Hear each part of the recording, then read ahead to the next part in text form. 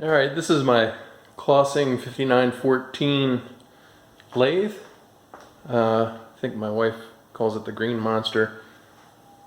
I just got this thing this past year, and I did finally get some electricity running to it and so forth, and I bought it knowing full well that the variable speed drive did not function.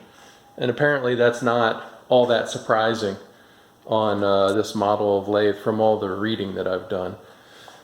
So I thought I'd put a VFD on it, and the more I looked into that, I just kind of, it seemed like a lot of work, and I wanted to be absolutely sure that if the factory drive is working, why go through all that?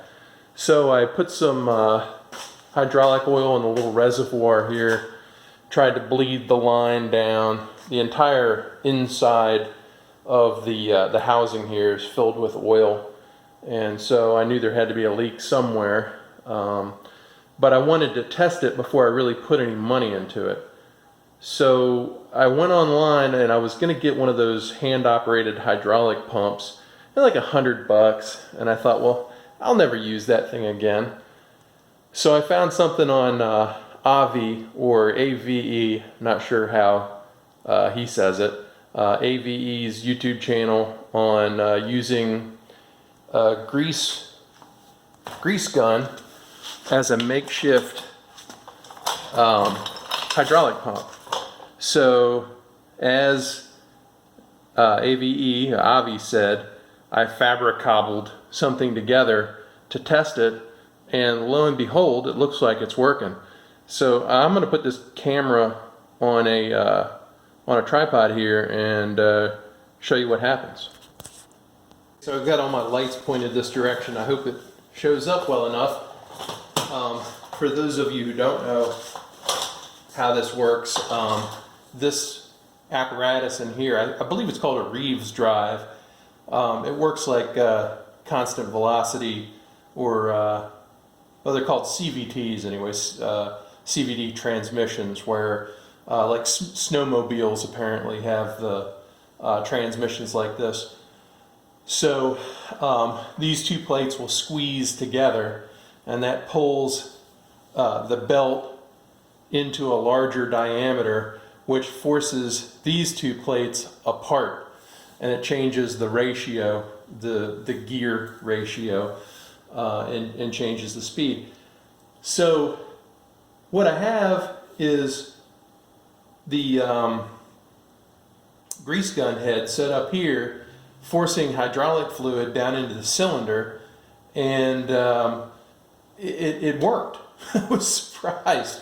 So I'm going to turn it on, and you can watch as I pump more hydraulic fluid down into the head unit, or whatever you would call it down here. These plates will separate, and you'll hear the speed. You'll hear the speed increase on the drive, the headstock of the lathe. So let me turn on the three-phase, and we'll get her going. Okay, three-phase power is on. Let's turn on the lathe here, and let's give it a whirl.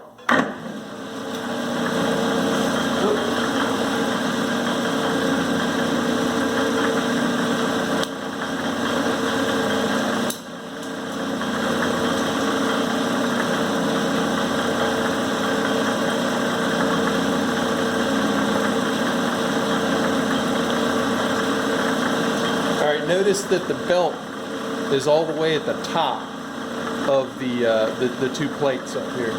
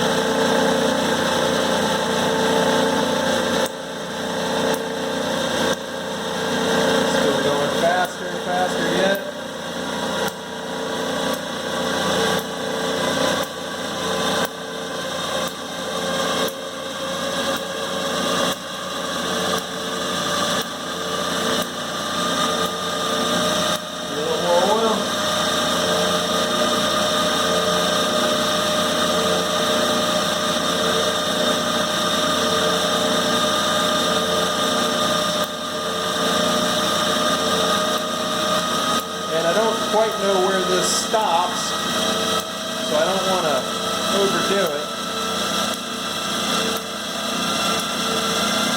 But it's still moving.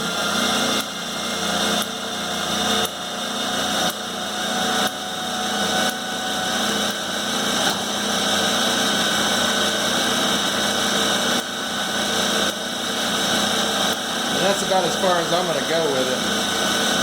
But now you can see that the belt here is way down in between those two plates.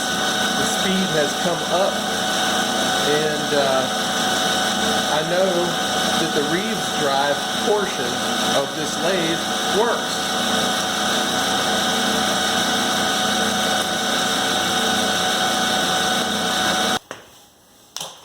So that's got me tickled pink. I have to figure out what's wrong somewhere else in the system, but apparently with these crossings, they suffer a lot of trouble right down here. And if that part's working, well, that bodes very well for getting it running again. Building the little hydraulic setup here wasn't that bad. I do have to release the pressure now, and because there is a, see if I can zoom you in here. I had to, well, it's kind of hard to see. Tell you what, let me release the pressure and I'll show you how I made a little check valve in there to hold the pressure in.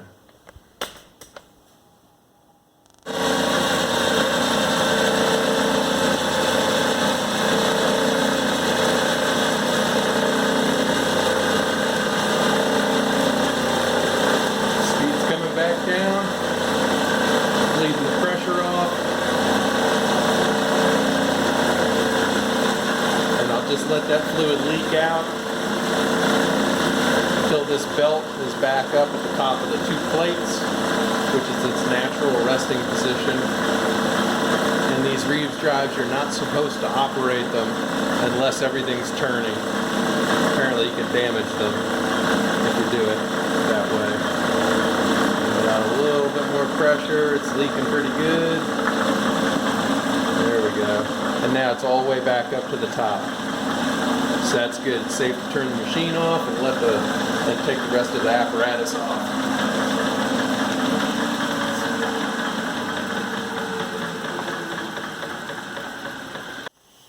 Alright, so here's my setup on the, see, am I in frame? Yeah. Setup on the, it's just the top of the grease gun from my grease gun. I didn't feel like cleaning all the grease out of it, and I didn't need much fluid, so I just, you know, when AvE did it, he used the whole reservoir to hold oil with. I don't really need that, so I just used the little cup right here. And we need a need another wrench. We need a little check valve in there, so when you pump the fluid and push it through, you don't want the fluid to just flow right back. You need a check valve in there to hold pressure on the system that you're trying to pressurize. So, open this up here. And AvE had this on his channel as well, how to make the check valve.